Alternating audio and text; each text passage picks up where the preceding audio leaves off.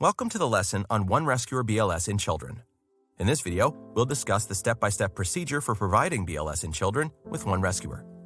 If you are alone with a child in a life-threatening situation, first tap their shoulders and loudly talk to them to determine if they are responsive. If the child does not respond and is not breathing or is only gasping for air, then yell for help.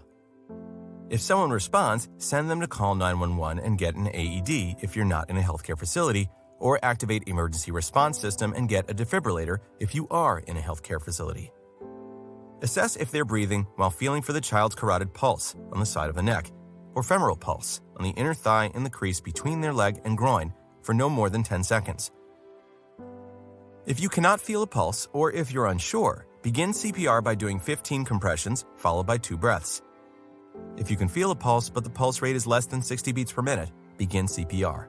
This rate is too slow for a child. After doing CPR for about 2 minutes, which is usually about 10 cycles of 15 compressions and 2 breaths, and if help has not arrived, call EMS while staying with the child. The ILCOR emphasizes to use speaker-equipped cell phones that are now available everywhere. Get an AED if you know where one is. Use and follow the prompts on the AED or the defibrillator while continuing CPR until EMS arrives or until the child's condition normalizes. This concludes our lesson on One Rescuer BLS in children. Next, we'll review 2 Rescuer BLS in children.